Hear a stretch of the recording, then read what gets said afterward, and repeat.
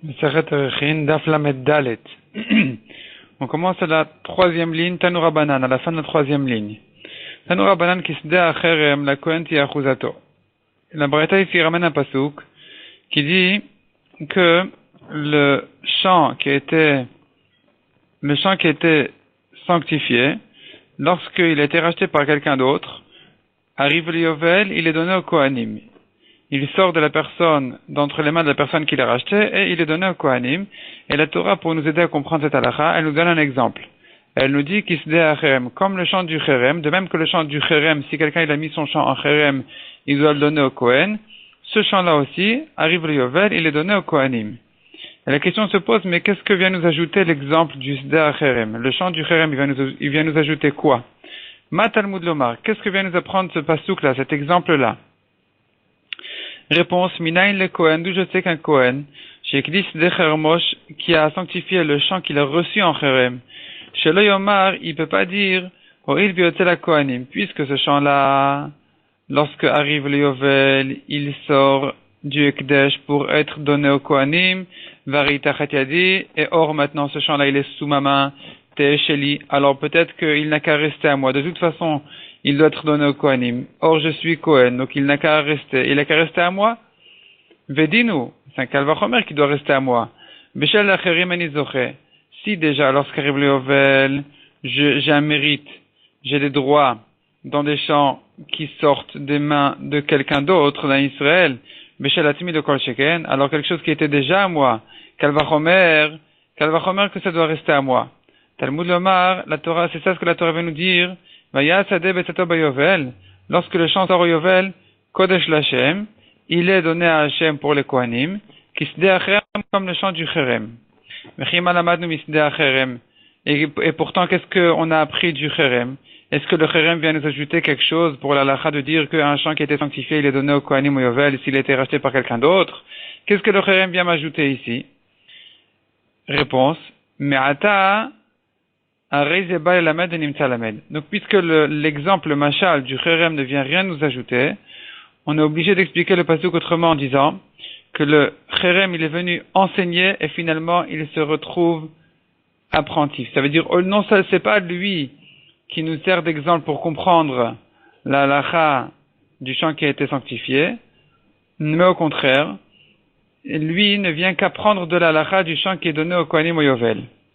Makish de Charmo et Sdeh Achouza. La Torah a mis en rapport le Sdeh et le champ du Cherem avec le champ d'héritage chez l'Israël dans Israël. Mas Sdeh Achouza chez l'Israël. De même que le champ d'héritage dans Israël, s'il était sanctifié et racheté par quelqu'un d'autre. Yotem mitachat yado ou mitraleket la Kohanim. Lorsqu'arrive le Yovel, le champ sort de sa main et il est distribué au Kohanim. Af Sdeh Chermo. De la même manière, le champ du Cherem. Yotem mitachat yado. Il sort d'entre ses mains. Ou mitraleket lechava Kohanim. Donc, le champ du Cherem, malgré qu'il était chez le Kohen déjà, et qu'il était sanctifié par le Kohen ne peut pas dire que si déjà il est sous ma main, je n'ai qu'à le garder. Il peut pas dire ça. On apprend de la comparaison entre le champ du Cherem avec le champ d'héritage, que le champ du Cherem aussi doit sortir d'entre les mains du Kohen pour être distribué à tous ses frères les Kohanim, et lui aussi également, mais pas plus que les autres. Donc finalement, c'est pas que le Cherem il vient nous aider à comprendre la halakha du champ d'héritage qui est donné au Kohanim, mais c'est le contraire. C'est le contraire, la Torah les a mis en rapport pour comprendre que de même que le champ d'héritage qui a été un champ d'Israël qui a été donné, qui sort au Yovel pour être distribué au Kohanim, de la même manière que lui est distribué au Kohanim, de la même manière le champ du Cherem aussi, s'il était Ekdesh, si le Kohen l'a sanctifié, eh bien il est distribué au Kohanim. Amarmar, la Gemara reprend donc la dracha qu'on a faite maintenant. Le Kohen en question, qu'est-ce qu'il se dit? Beshel lacherim enizoche, si déjà je mérite et j'ai des droits dans les champs des autres, puisque je suis Kohen, et que les champs d'héritage d'un Israël, elle est distribuée au Kohanim au Yovel. Donc, Kalvachomer que je peux garder ce qui est sous ma main. Demande la Gemara, c'est quoi ce Kalvachomer? Midami, est-ce que ça se ressemble? Les cas se ressemblent? Hatam zoche be'alma. Qu'il est. Dans un champ d'Israël, le Kohen, il a des droits, il est méritant, il a un mérite, comme les autres Kohanim, il peut se partager avec eux, mais pas plus que ça. Et avec ça, en s'appuyant sur cette svara, le Kohen il vient maintenant garder la totalité du champ à lui-même tout seul, Amar Rami Barchama Itzterich. Répond la Gemara que non, il y a quand même une avamina ici. On a quand même besoin de cette dracha. Sal kadata chamina, j'aurais pu croire. Oiluktiv ishet kadashav loyu. Il y a un autre pasuk qui dit. Il se base ici le Kohen sur un autre pasuk qui dit un homme, ses korbanot seront pour lui.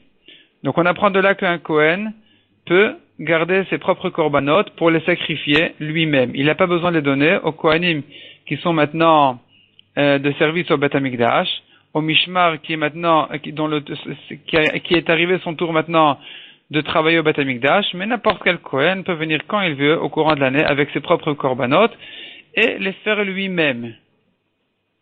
Ensuite, il les fait lui-même et donc il mérite aussi la chair du korban. J'aurais pu croire Hanam Kikodashav Damia. J'aurais pu croire qu'ici aussi c'est considéré comme un ekdesh d'un Kohen, comme un korban d'un Kohen, et que donc le Kohen il est méritant à lui-même uniquement, tout seul. Il peut prendre tout son ekdesh. Et c'est pour ça qu'on a besoin du pasuk qui met en rapport, qui compare le chant du Cherem avec le chant d'Israël, pour me dire que de même que le chant d'Israël il est distribué à tous les Kohanim, de la même manière le chant du Cherem aussi il est distribué à tous les Kohanim. Demande à Gemara Midami, est-ce que ça se ressemble? Est-ce que notre cas ressemble au cas d'un korban d'un Kohen? Kodashav la virshuto, acha birshuto. Le korban du Kohen, il n'est pas à lui. C'est vrai que c'est son korban, mais c'est quand même, ça appartient au Ekdesh, ça appartient au Mizbeach. Et là, simplement, le Kohen a le droit de sacrifier le korban. Une fois qu'il a sacrifié le korban, alors il mérite déjà en même temps la chair du korban. C'est autre chose. C'est pas grâce à sa force qu'il a mérité la chair du korban. C'est pas que lui a un plein pouvoir dans ce korban. Simplement lui, il peut sacrifier le korban lui-même à Hachem. Et une fois qu'il a sacrifié le korban, mais automatiquement il reçoit la chair du korban. Tandis que ici, ici qu'est-ce qu'il vient dire le Kohen? Il vient dire non, c'est moi qui suis méritant parce que ça sort de chez moi, donc c'est ma force ici, c'est mon pouvoir, et donc c'est à moi de garder le champ. Il n'y a pas de svara comme ça. Même à propos des korbanot, c'est pas ça ce qu'on a dit. On n'a pas dit que puisque le korban, il a été sanctifié par moi, c'est pour ça que je reçois les droits de la chair du korban. C'est pas comme ça. Simplement on dit, il a le droit de le sacrifier. Maintenant, il est prioritaire pour sacrifier ce korban, c'est vrai. Ensuite, il reçoit automatiquement la chair du korban. Ici, par contre, à propos du chant, du Cherem, qu'est-ce que le Kohen dit? Il vient dire non, c'était à moi, puisque c'était à moi, je suis prioritaire, c'est moi qui garde le chant. On n'a pas trouvé de svara pareil. Donc, quelle était la avamina? Pourquoi est-ce que j'ai besoin d'une dracha pour me dire que non, c'est quand même distribué à tous les Kohanim? Répond la Gemara la Marav Nachman Itzterich. On a quand même besoin de cette dracha. Sal kadata chamina, j'aurais pu croire. J'aurais pu croire qu'on a vu à propos des Lévim, des Kohanim, qu'ils peuvent racheter tout le temps. Leur héritage est à eux. Il est à eux, et donc ils peuvent toujours racheter ce qu'ils ont sanctifié. Hanami achuzatoi. J'aurais pu croire que ici aussi c'est considéré comme l'héritage du Kohen, puisque c'était à lui. Il l'a reçu en tant que Cherem, et donc il peut le racheter quand il veut.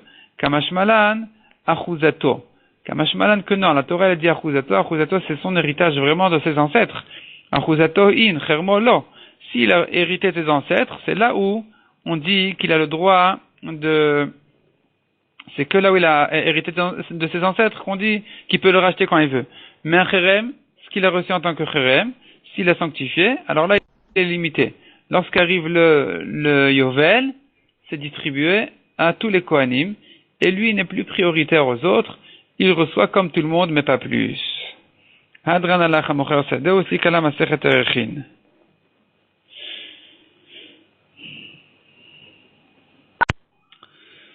On a vu ici dans ce Perek, dans la fin de la Masechet, on a vu la différence entre les maisons, les villes plutôt entourées de murailles et les endroits ouverts. On a dit qu'une ville qui est entourée de murailles, alors les droits du vendeur sont plus limités. Il ne peut racheter sa maison que pendant 1 an, pas plus que ça. Tandis que quelqu'un qui a vendu un champ, là il a plus de droits, il peut racheter son champ. C'est vrai que pendant les 2 premières années il ne peut pas le racheter, mais ensuite il peut le racheter jusqu'au Yovel, Et s'il ne l'a pas fait, eh bien, lorsqu'arrive le Yovel, le champ retourne chez lui. Il faut comprendre la différence entre les villes en question. Pourquoi est-ce qu'il y a une différence entre une ville entourée de murailles et une ville qui n'est pas entourée de murailles, une ville ouverte? J'ai entendu une fois une explication intéressante qui dit qu'en réalité, toute cette paracha de la Torah, elle répète tout le temps la leçon de toutes ces halakhot-là qu'un vendeur peut racheter, alors qu'a priori aujourd'hui on ne connaît pas une chose pareille. Un vendeur qui a vendu, c'est terminé, il ne peut pas retourner le lendemain et racheter la maison qu'il a vendue, racheter le champ qu'il a vendu, ça n'existe pas. Si j'achète un appartement et que demain le vendeur il retourne chez moi et me dit écoute, va-t'en, je reprends l'appartement, je te paye, je te rends l'argent, il n'y a pas, ça n'existe pas. Donc c'est quoi ces halakhot spéciales de la Torah qui disent qu'un vendeur peut racheter? Alors dans le simple pshat, l'explication elle est que la Torah est intéressée de garder le partage d'Israël selon ses tribus. Donc quelqu'un qui a vendu, il peut racheter pour retrouver son terrain de ses ancêtres. Mais ça n'explique pas quand même la différence entre les villes entourées de murailles et les villes qui sont ouvertes. Pour comprendre ça, on pourrait dire autrement. On pourrait dire autre chose. La Torah, en réalité, elle vient nous donner ici une grande leçon. Quelqu'un ne doit pas se sentir propriétaire de son terrain. Toute la terre appartient à Hachem. C'est ce que la Torah se répète à plusieurs reprises dans la paracha de Bechukotai, dans ces parachiotes-là qui expliquent toutes ces halakhot, où la Torah elle répète tout le temps, arrive le Yovel, tu as acheté un terrain, tu le rends. Pourquoi? Qu'il y a arrête, la terre est à moi. Hachem dit tout est à moi, je fais ce que je veux avec la terre, ne te sens pas ici trop propriétaire, c'est pas toi le propriétaire, c'est moi. C'est moi le patron, c'est moi le propriétaire. Et là, pour rappeler ce sentiment-là à la personne, pour sensibiliser la personne à ce sentiment-là, à cette conscience, la Torah a dit que quelqu'un qui a acheté, eh bien, lorsqu'arrive le Yovel, c'est terminé, il doit rendre le champ. Et même avant le Yovel, le vendeur peut racheter. Donc vraiment, il ne peut pas se sentir propriétaire. Et là, on peut voir la différence entre les villes entourées de murailles et les villes ouvertes. Une ville entourée de murailles, ses habitants, ils ne se sentent pas à l'aise, ils ne se sentent pas sûrs d'eux-mêmes. Ils se sentent sans arrêt en danger. Donc des gens pareils, il n'y a pas besoin de leur donner un rappel sans arrêt pendant 50 ans de la conscience qu'ils ne sont pas ici propriétaires, qu'ils ne sont pas patrons du monde. Puisque de toute façon, ils ne vivent que dans une ville entourée de murailles, ça prouve qu'ils ne sont pas tranquilles. Ils se sentent pas trop à l'aise. Alors quelqu'un comme ça, il lui suffit d'un an. Pendant un an, on lui dit, écoute, tu as acheté une maison, pendant un an, ton vendeur, il peut la racheter. Après, c'est définitif à l'acheteur. Pourquoi? Parce que l'acheteur n'a pas besoin de rappel plus que ça. Rien que le fait qu'il vive dans un endroit tellement gardé, ça prouve qu'il est déjà suffisamment conscient qu'il n'est pas propriétaire même de lui-même, ni de sa sécurité, ni de rien du tout.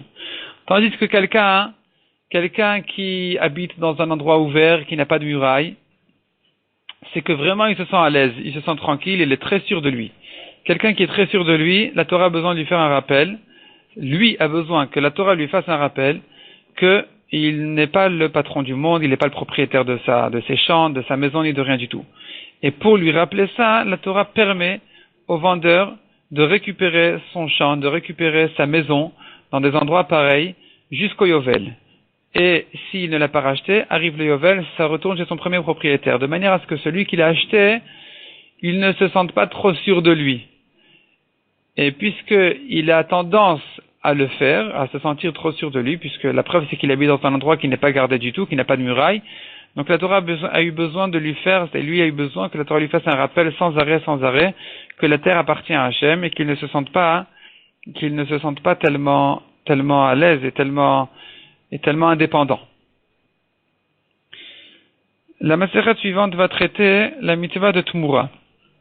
La mitzvah de Tumura, c'est plutôt une avéra de Tumura, où quelqu'un qui a sacrifié un korban, qui a sanctifié un korban, il a sanctifié une bête, il dit cette bête-là sera korban. Dorénavant, il n'a plus le droit de faire d'échange. S'il veut récupérer cette bête-là, en disant finalement je préfère que cette vache-là sera en échange de la première, la deuxième sera korban et la première sera à moi, la Torah lui interdit de faire une chose pareille. Même si la deuxième est meilleure que la première. même si la première a un défaut et que la deuxième n'en a pas. Il n'a pas le droit de faire cette Tmoura en question. Et la Torah dit que s'il a quand même fait, alors les deux sont kadosh. Et la première et la deuxième. Ici aussi, ça vient faire un rappel à la personne. Quelqu'un qui a déjà sanctifié quelque chose à Hachem, donc il reconnaît quelque part que le monde appartient à Hachem. Comme la Mishnah dit, donne à Hachem, car toi, et ce qui t'appartient est à lui.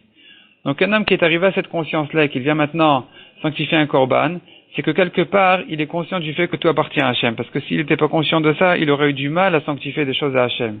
Quelqu'un qui se sent vraiment propriétaire, quelqu'un qui sent qu'il ne doit à personne, sa richesse, alors il a beaucoup de mal de donner de la tzedaka, de sanctifier des choses à Hachem.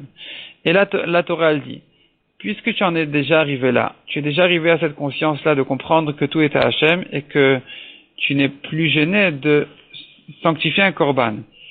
C'est quoi maintenant ce marche arrière-là de se dire, non, finalement je préfère le deuxième, la deuxième BMA, je préfère que la deuxième vache soit korban, je récupère la première.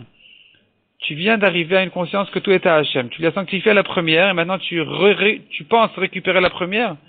Ça, c'est pas bien. La Torah n'accepte pas ça. Même si la deuxième est meilleure et que quelque part il veut faire un meilleur korban que ce qu'il a fait, il y a quand même ici un grand inconvénient dans son comportement, dans sa compréhension, dans sa conscience. Le fait de croire qu'il peut récupérer quelque chose qu'il a déjà donné, c'est un problème, c'est un grand manque.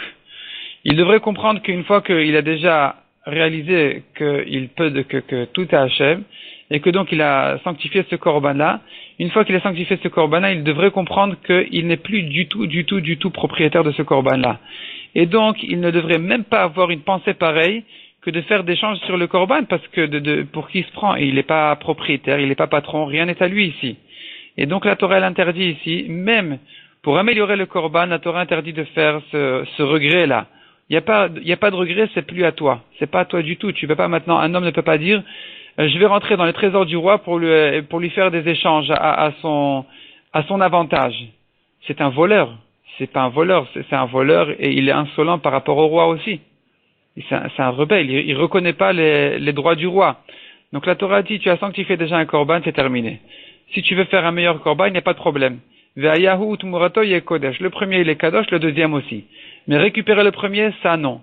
Et donc là, c'est ce qu'on va voir dans la Masechet maintenant qu'on va commencer, dans la Masechet Tmura, que quelqu'un donc qui a sanctifié un korban n'a pas le droit de faire Tmura, il n'a pas le droit de faire d'échange, et s'il a fait quand même, alors les deux sont kadosh. Et le premier korban reste kadosh, et le deuxième est aussi kadosh.